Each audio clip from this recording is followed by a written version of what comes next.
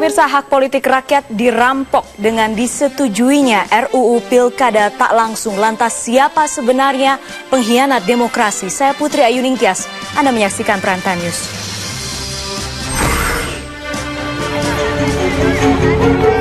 Saya minta dicabut dulu, Pak. Anda sudah ketok, cabut dulu itu. Keputusannya. Silakan fraksi Partai Demokrat. Kami fraksi Partai Demokrat mengambil sikap untuk walk out.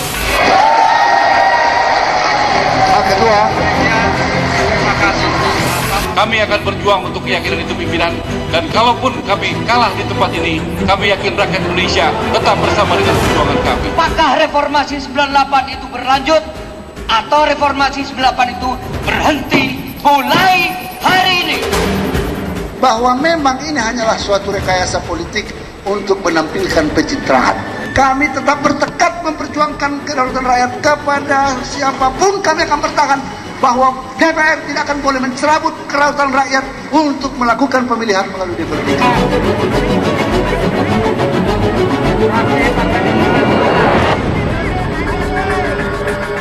Ketua Umum Partai Demokrat yang juga Presiden Republik Indonesia Susilo Bambang Yudhoyono kecewa akan hasil paripurna RUU Pilkada. SBY bahkan akan mengajukan gugatan ke Mahkamah Konstitusi.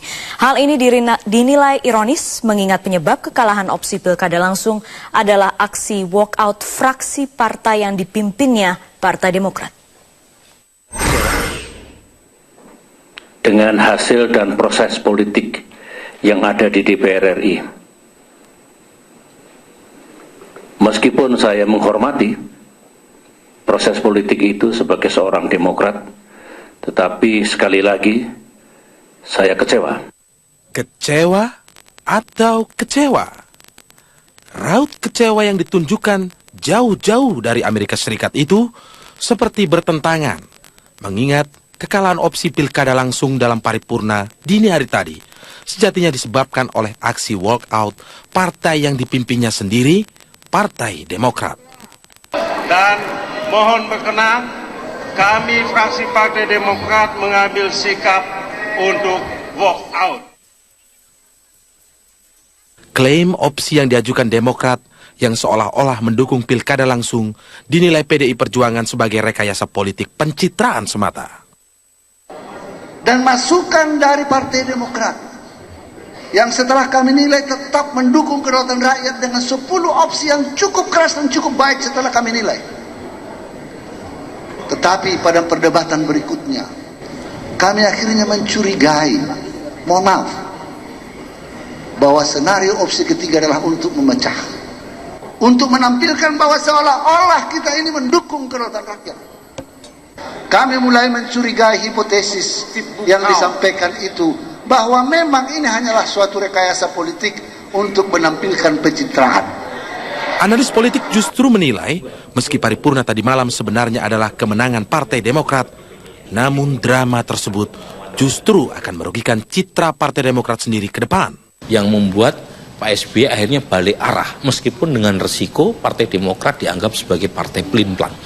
Jadi menurut saya ada drama yang sedang dimainkan oleh Partai Demokrat tadi malam, dan drama itu untuk kepentingan jangka panjang itu jelas merugikan citra Partai Demokrat. Jika SBY mengaku kecewa dan akan menggugat hasil paripurna, lantas muncul dua pertanyaan. Pertama, apakah SBY sebagai ketua umum ditelikung oleh kadernya di fraksi Demokrat sendiri? Atau yang kedua, justru SBY sukses bersandiwara karena sejatinya pemilihan kepala daerah melalui DPRD adalah pilihan politik SBY sendiri? Biarkan sejarah menjawabnya. Tim Liputan, Metro TV.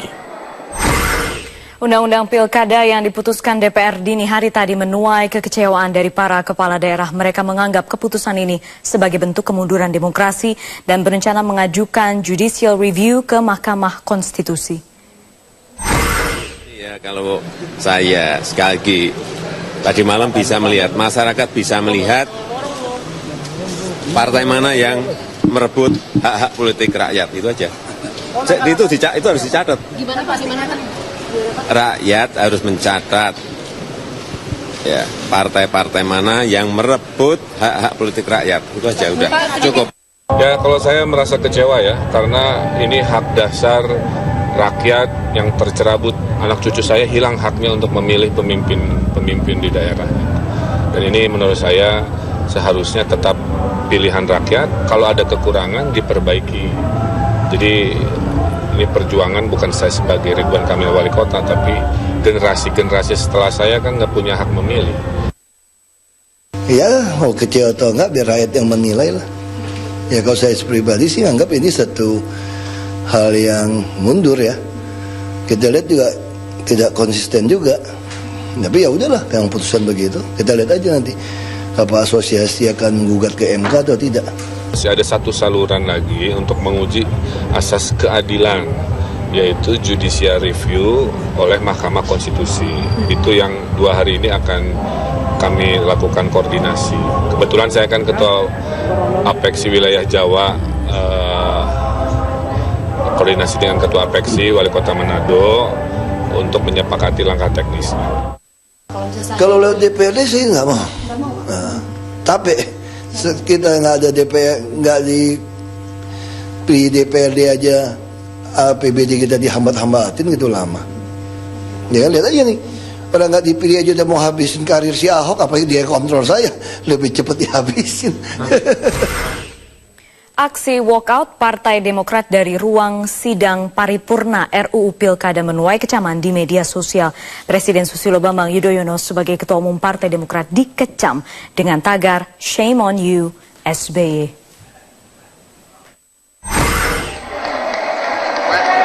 Salam saya Pak SBY.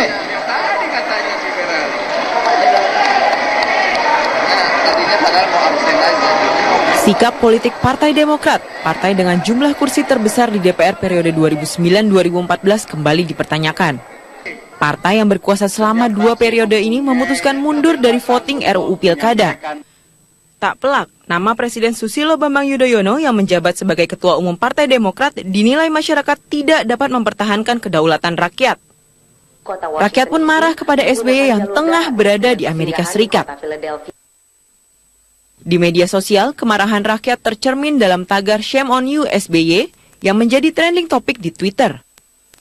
Rakyat menuding SBY dan Demokrat tak mengambil sikap politik jelas pada RUU Pilkada yang telah dibahas DPR sejak tahun 2012. Akibat walkoutnya Partai Demokrat, rakyat Indonesia tidak dapat memilih langsung lagi kepala daerah. Ini dianggap sebagai pemberangusan hak politik warga negara. Tak hanya di Twitter, banyak pula warga yang menumpahkan kekesalannya lewat meme atau gambar bertulisan. Isinya sama, kecewa pada SBY dan Partai Demokrat karena dianggap tidak pro rakyat. Kalau kita nggak milih langsung, kan berarti kita nggak kenal siapa nanti pemimpin kita gitu kan. Kita nggak bisa tahu track recordnya dia gimana, terus kita juga nggak bisa apa sih visi misi pemimpin kita ke depannya kita nggak tahu gitu. Mereka pengen mau bikin apa di daerah kita juga nggak tahu gitu. Saya sebagai masyarakat biasa ya cukup kecewa atas perjuangan kita di tahun 98 ya, mengingat senior-senior kita yang daripada mahasiswa-mahasiswa yang dulu berjuang untuk aspirasi masyarakat. Sebagian warga masih terus menyuarakan kekecewaannya. Warga beranggapan hasil sidang paripurna semalam dianggap mempermainkan dan memberangus hak politik warga negara. Tim Liputan Metro TV.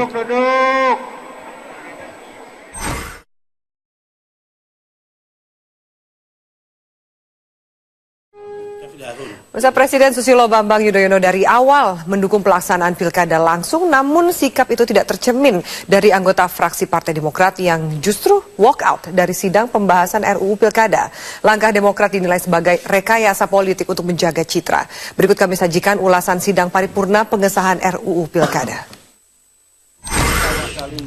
Seluruh pemimpin daerah dari gubernur, bupati, wali kota dan anggota DPRD telah dipilih langsung oleh rakyat.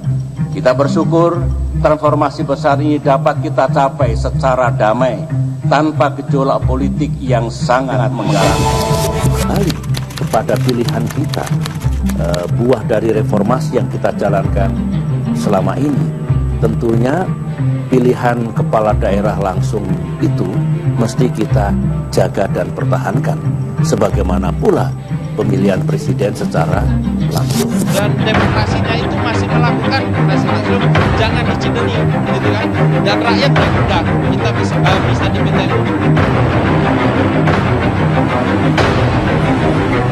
Cabut dulu Pak, Anda sudah ketok, cabut dulu itu. Fraksi Partai Demokrat dulu untuk diberi kesempatan, nanti lainnya diberi kesempatan lagi.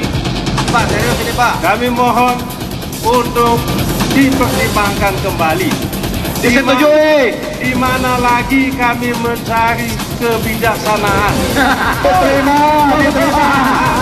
Kita dukung. Kalau bukan di forum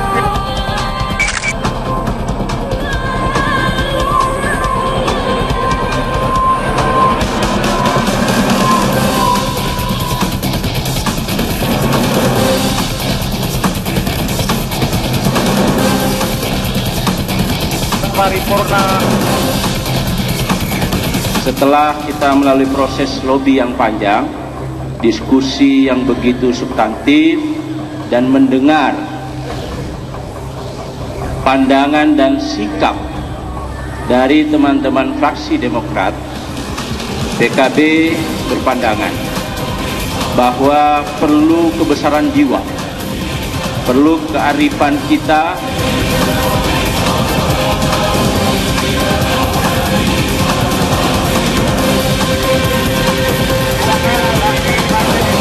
bahwa senario opsi ketiga adalah untuk memecah, untuk menampilkan bahwa seolah-olah kita ini mendukung terorisme.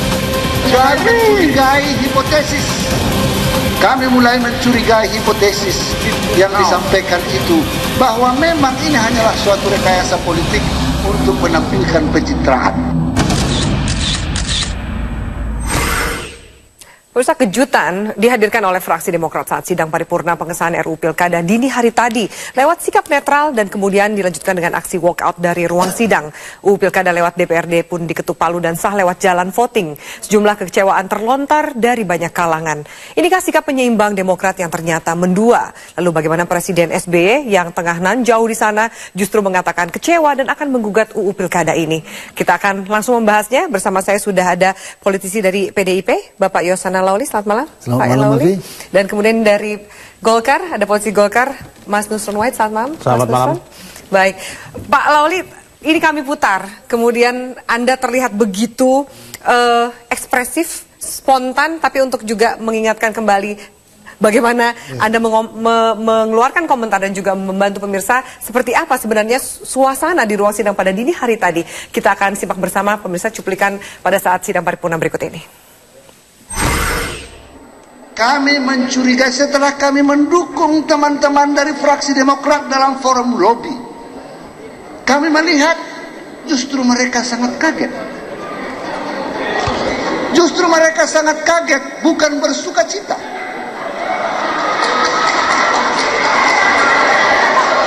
Maka Bapak Ibu sekalian, senario yang cukup cantik ini agak buyar sedikit Pak Ketua. Untuk menampilkan kami mendukung kedaulatan rakyat, tetapi sebenarnya mohon maaf hatinya ada di seberang sana Pak Ketua. Mohon maaf. Mohon maaf. Setelah kita berdebat keras, kami mendukung fraksi Partai Keadilan, Partai Kebangkitan Bangsa, fraksi Hanura, mendukung, tetapi dalam satu slip saja mengatakan kami mundur karena tidak kata sepakat. Salam gigit Kami mulai jari. mencurigai hipotesis. Kami mulai mencurigai hipotesis yang disampaikan itu, bahwa memang ini hanyalah suatu rekayasa politik untuk menampilkan pencitraan. Baik, Pak Lauli, itu Anda katakan ketika teman-teman dari fraksi Demokrat kemudian memutuskan netral dan memutus untuk walk out dari ruang sidang. Benar. Itu curahan hati secara spontan Anda sampaikan? Saya kira itu datang dari hati saya yang terdalam. Benar-benar karena proses pemilihan pilkada ini sudah kita lakukan bertahun-tahun Dan sejak awal sebetulnya perdebatan itu sudah sangat kompak di antara fraksi-fraksi, baik itu Golkar atau yang sekarang the so-called koalisi Merah Putih itu. Dan kami berhasil meyakinkan pemerintah bahwa pemerintah akhirnya ikut dengan kita untuk pemilihan langsung itu. Nah tiba-tiba dalam putaran sesudah Pilpres terjadi pembalikan 180%. Kami terus langsung berpikir, what is going on in here?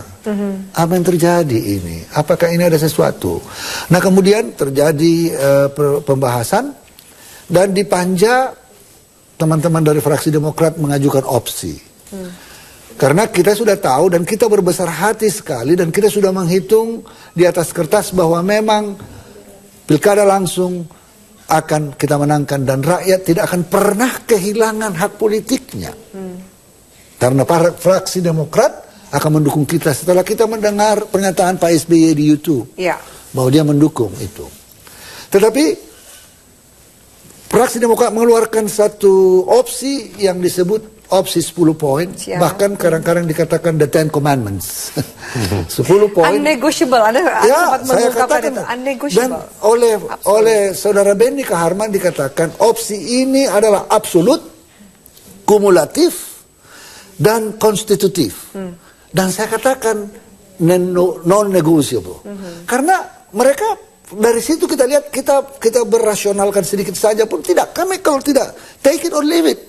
Anda mengatakan sudah mencurigai ada skenario yang cukup cantik, ternyata hatinya bukan bersama. Memang. Jadi waktu kita di lobby ada 2 opsi dan Demokrat menawarkan 3 opsi. Terjadi perdebatan keras di dalam dan kemudian kami teman-teman dengan Hanura dan fraksi PKB bersepakat. Kita harus memperjuangkan bahwa jangan sampai pilkada langsung ini kalah. Maka apapun rigidnya, bagaimanapun rigidnya, bagaimanapun kakunya yang oleh Pak Benny Kaharman dikatakan ini adalah resep kinine untuk penyakit malaria karena dia akan menyembuhkan. Saya bilang, wah baik sekali kalau begitu. Mereka membuat suatu opsi yang sangat baik sekali. Maka kita katakan kami mendukung. Di dalam lobby, fraksi PD Perjuangan mengatakan kami dukung opsi nomor 3. Dan itu diterima seperti juga PKB dan Hanura mengatakan mendukung sepenuh hati. Itu yang saya katakan. Waktu kita berkatakan mendukung, bukan disambut dengan baik begitu. Ini dalam lobby saja ternyata sudah tidak disambut dengan baik. Sebaik kami mendukung, teman-teman dari fraksi Koalisi Merah Putih langsung tidak bisa. Biasalah. Tidak bisa. Tapi fraksi Demokrat ya langsung kontak-kontak, mungkin meminta arahannya. Minta arahan bagaimana. Dari situ kita curiga, loh kasusnya kan terima kasih atas dukungannya, mari kita main bersama, kan begitu. Harapan kita. Baik, ternyata kemudian aksi walkout yang mengejutkan banyak pihak seperti itu. Apa alasan dari aksi walkout yang dilakukan oleh fraksi Demokrat? Kita akan simak bersama pernyataan dari Ketua Harian Syarif Hasan berikut ini. Tidak terekspresikan di lobi fraksi, itu aja. Ya, jadi sehingga kami tidak bisa memasukkan opsi itu. Pak, berarti tidak mematuhi dari instruksi Bapak SBY sendiri Pak untuk mempertahankan pemilihan pilkada secara langsung? Bukan begitu, saya sudah menginstruksikan supaya itu bertahan, tapi rupanya di lobi fraksi berkata lain gitu ya. Dengan adanya uji materi dan maksudnya uji publik di dalam itu sama aja seperti mendukung lewat pilkada lewat DPRD Pak.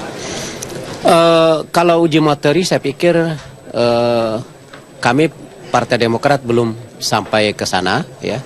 Kita lihat aja perkembangannya nanti.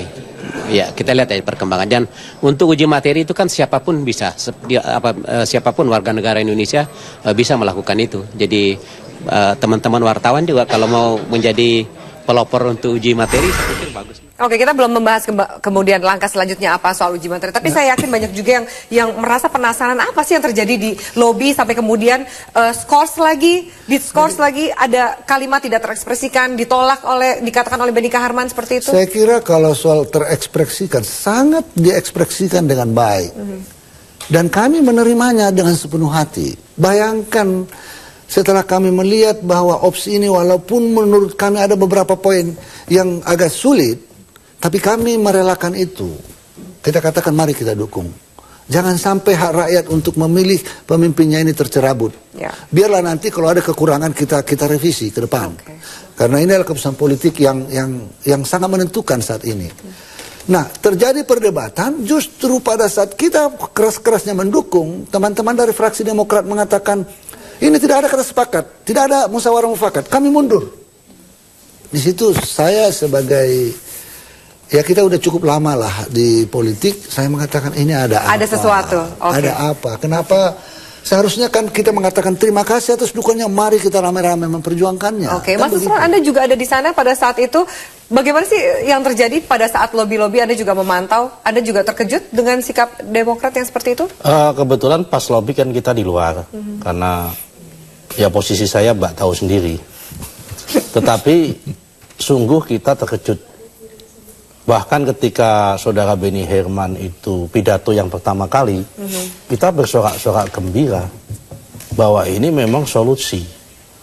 Solusi atas kegelisahan semua rakyat bahwa memang pada satu sisi yang namanya pilkada langsung itu memberikan dampak positif tapi mempunyai ekses negatif. Nah, solusi yang ditawarkan yang sifatnya non-negotiable yang disampaikan oleh Beni Herman dari Demokrat itu memang saya rasa bagus. Dan kita-kita yang dari Golkar yang tanda petik kritis dan menginginkan demokrasi ini berjalan ke depan dan butuh pematangan, itu mendukung usulan itu. Kami mengacungkan diri berkali-kali untuk memberikan statement untuk dukungan itu, tidak direspon oleh pimpinan. Apakah pimpinan memang dengan serius merespon atau ada unsur kesengajaan atau karena kegaduhan, saya tidak tahu. Tetapi kita menyambut positif usulan itu. Tapi sayang, tiba-tiba justru usulan itu dimentahkan sendiri. Bagi saya seharusnya inilah momentum recovery demokrasi dan recovery Demokrat. Dan momentum itu sudah hilang menurut Anda? Sulit sekali mencari momentum yang kesekian kali dari ini. Ini sekian lama setelah rakyat menunggu dan sekian lama setelah rakyat itu kecewa, harusnya dibuktikan di sini. Ya, baik, pembuktian itu yang akan kita bahas berikutnya. Presiden SBY sempat mengatakan bahwa kecewa dengan hasil paripurna RUU Pilkada karena instruksinya adalah bertahan, tadi disampaikan oleh Syarif Hasan, tapi mengapa kemudian malah terjadi aksi walkout. Kita akan bahas kelanjutannya sesaat lagi, tetaplah bersama kami di Prime Time News.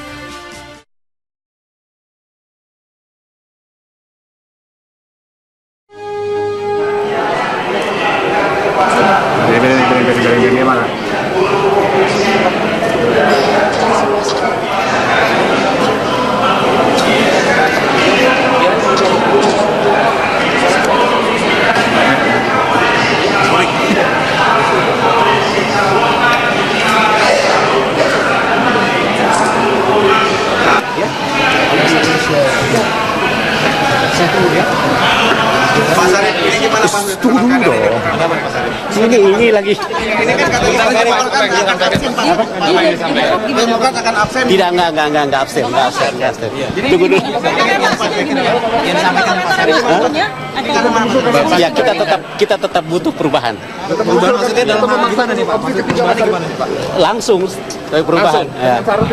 Ya. Artinya syarat sudah dipenuhi dalam pasal RUU Pilkada. Akan tetapi syarat terakhir yaitu uji materi publik belum. Nanti aja dulu. Apa tadi sudah dapat kesepakatan? Tadi cabut pasal di pasal. Bentar ya Pak, bentar ya.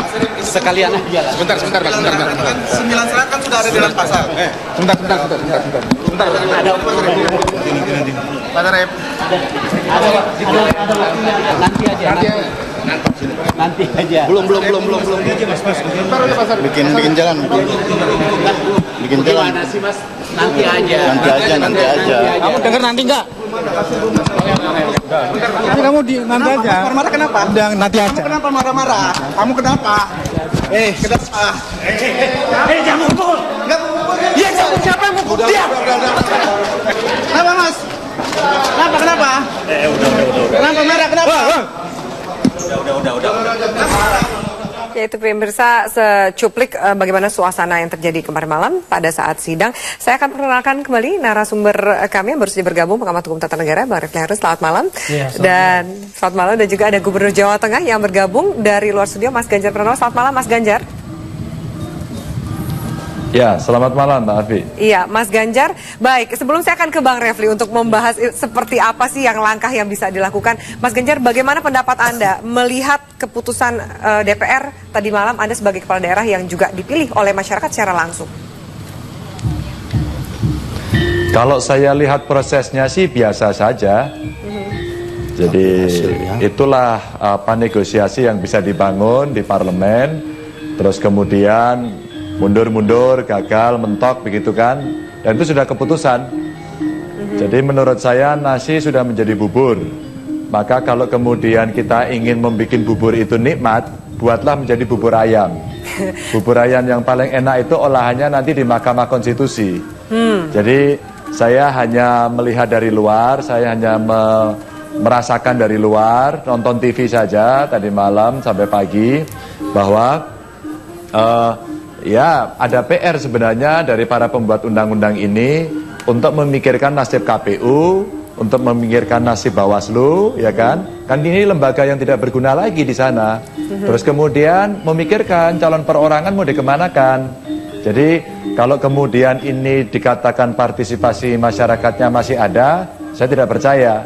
Dan tentu saja kalau saya mensimulasikan, saya kalkulasikan, kalau umpama nanti saya mau maju lagi ada potensi menang nggak ya gitu. Karena di atas kertas kan pasti tidak itu. Menjadi tidak menarik lagi kan. Apa ini pandangan Anda sebagai kepala daerah juga merasa ada kekhawatiran tersandera oleh DPRD demi dukungan nanti di periode berikutnya atau juga curahan atau apa ya kekhawatiran dari para kepala daerah ketika memang yang dipunya adalah dukungan dari masyarakat tapi juga berbeda kalkulasi saat terhitung dukungan dari DPRD ternyata minim?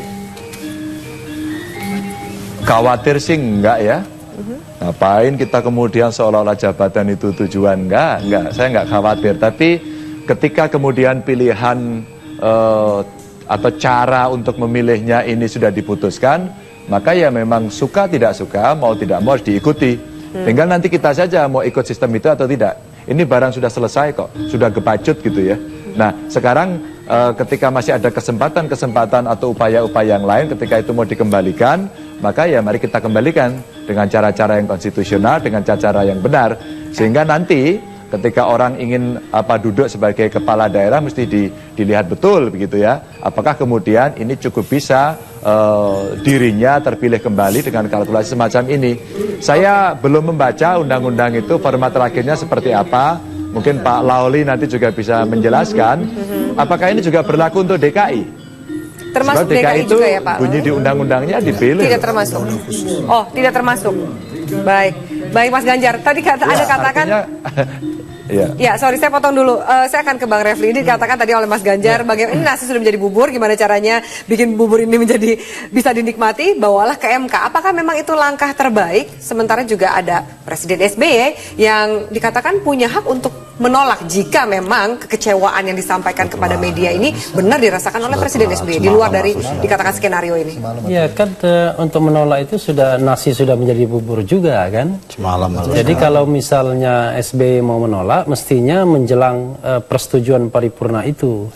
Jadi sebenarnya begini, kalau ya lewat menteri tentunya kan SBY tidak hadir dengan sendirinya. Jadi kalau agama itu kan bilang kalau ada kebatilan, ini kebatilan demokrasi kan. Jadi gunakanlah kekuasaan pedang kalau bisa. Kalau tidak bisa pedang, ya dengan kata-kata. Kalau tidak bisa kata-kata, hati yang menolak. Nah sebenarnya kalau kita bicara SBY dan Demokrat, itu dia memiliki dua pedang sekaligus. Pedang pertama adalah kursi mayoritas Demokrat, yang kalau mengambil opsi langsung, maka pasti menang. Pedang kedua, kalaupun kalah, SBY tinggal menyatakan melalui Menteri Dalam Negeri bahwa dia tidak setuju. Maka kemudian RUU tersebut tidak bisa disetujui karena RUU itu harus persetujuan bersama DPR dan pemerintah atau Presiden. Nah sehingga kalau kemudian SBY mengatakan dia kecewa dan tidak mau menandatangani, maka tidak ada gunanya lagi. Karena 30 hari setelah persetujuan dini hari tadi, maka itu akan harus diundangkan dan berlaku. Nah, tetapi kemudian kan harapan kelompok yang pro pemilihan langsung, termasuk kelompok civil society yang tadi juga baru saya datang press conference ya, adalah bagaimana mempermasalahkan ini ke MK. Nah saya melihat sebenarnya ada peluang besar untuk kemudian dimenangkan permohonan atau gugatan ini ke MK. Memang MK pernah mengatakan bahwa yang namanya pasal 18 ayat 4 itu adalah open legal policy. Terserah pembentuk undang-undang mau langsung ataupun tidak langsung. Tapi sebenarnya ada perkembangan-perkembangan terbaru pasca tahun 2000 itu. Ada amandemen 2001.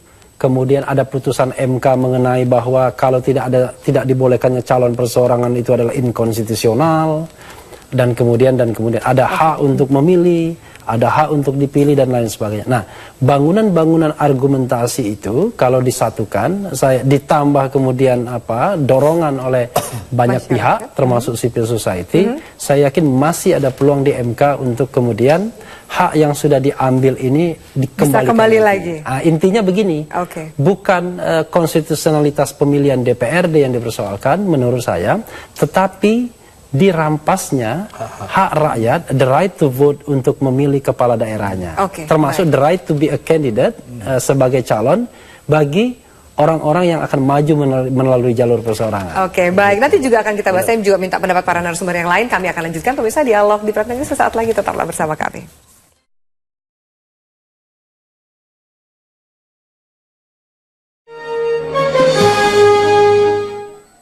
Dengan tidak diakomodirnya opsi pilkada langsung dengan 10 koreksi total yang tadi kami sampaikan, maka perkenankan kami fraksi Partai Demokrat untuk bersikap netral. Banci, hidup Demokrat! Banci, Demokrat! Hidup Demokrat! Opsi pilkada langsung Demokrat sahabatku juga tidak ikut dalam kubu.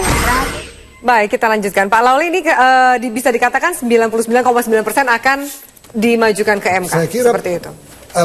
Begitu banyaknya elemen masyarakat pastilah mengajukan ini ke MK. Karena ini sudah pertaruhan hak rakyat. Dan kita melihat bahwa pilkada langsung selama ini sudah mulai menunjukkan titik balik dari yang dulu anarkis, dari yang dulu tingkat money politiknya ini. Kita lihat trennya itu semakin lama semakin baik. Harapan kita sebenarnya melalui pendidikan politik, melalui perbaikan perundang-undangan ini bahwa calon yang money politik langsung didiskualifikasi dan didenda 10 kali lebih besar dari uang yang digelontorkannya. Ini kan merupakan satu cara untuk deterrent effect, mencegah orang untuk money politik. Ya, kemudian ada keinginan kita supaya biaya kampanye ditanggung APBD dengan tentunya sederhana. Ya, ini kan memperbaiki sistem.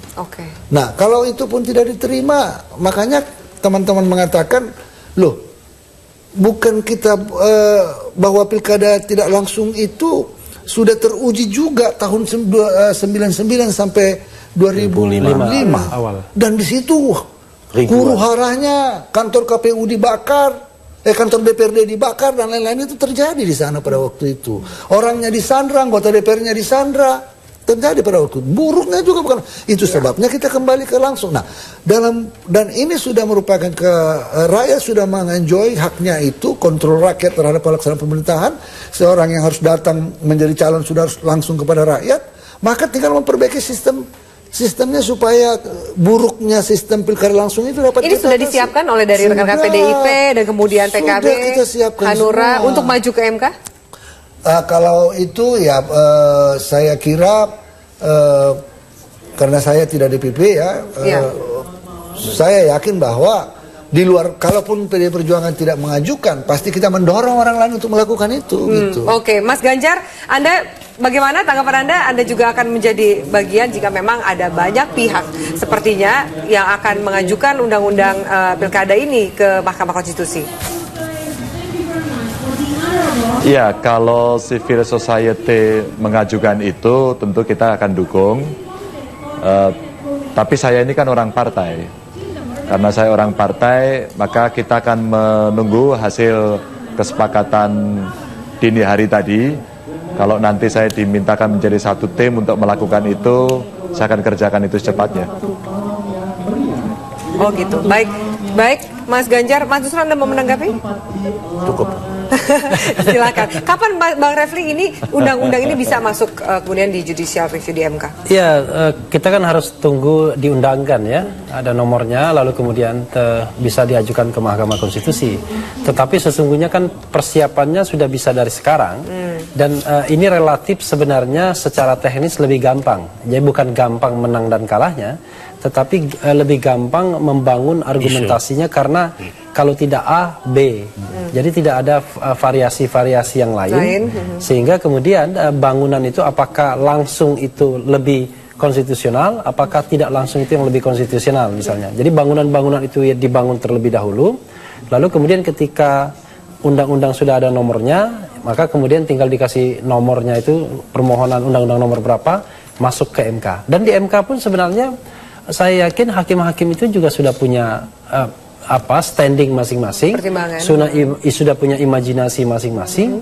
Tinggal bagaimana kita meyakinkan hakim melalui permohonan yang meyakinkan, melalui ahli yang menerangkan dengan sejernih-jernihnya, dan kemudian melalui argumen-argumen yang dalam tanya jawab yang kemudian meyakinkan hakim bahwa walaupun dulu MK pernah mengatakan langsung dan tidak langsung itu sama-sama konstitusionalnya, tetapi dalam perkembangan terbaru ketika hak masyarakat sudah diberikan, maka kemudian menghilangkan hak masyarakat itu sudah merupakan pelanggaran konstitusional. Oke, baik. Kita akan lanjutkan. Pertanyaan berikutnya adalah SB dan Demokrat mengatakan akan juga mengajukan gugatan terhadap undang-undang pilkada ini. Masuk akalkah itu? Apa tanggapan dari para narasumber? Sesaat lagi. Tetaplah bersama kami.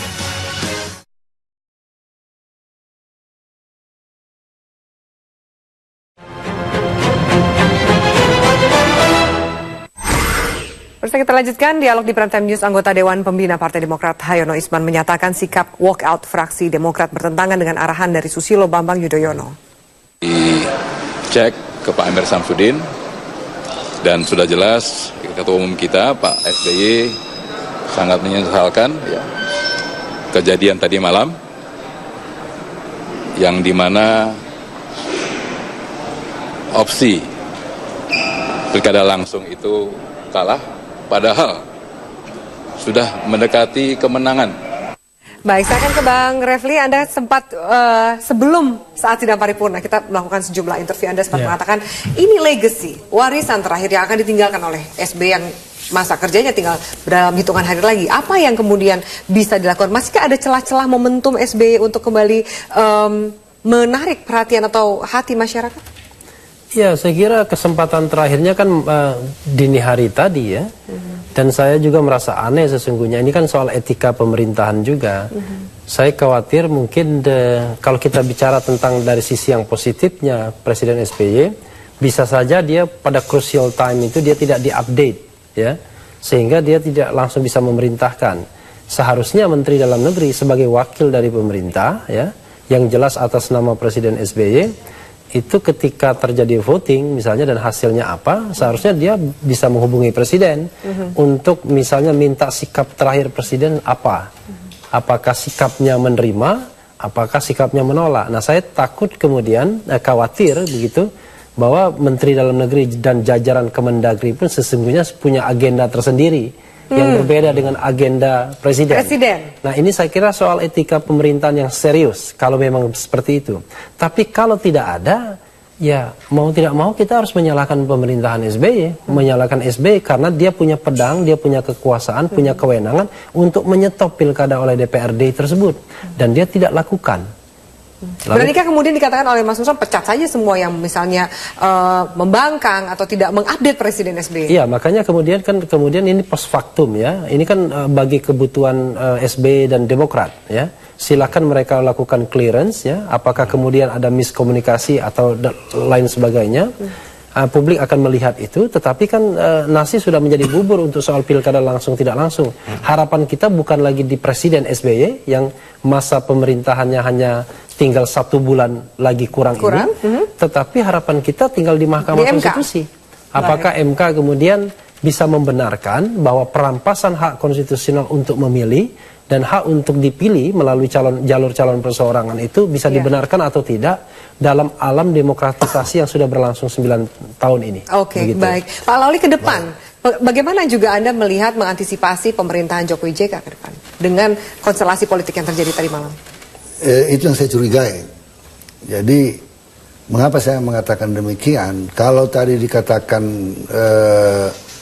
saya berbeda dengan Pak Nusron dan Pak Refli soal apakah Pak SBY betul-betul merasa sangat marah dan katakan mau menggugat. Saya kira ini sampai sekarang saya tidak bisa diyakinkan untuk itu.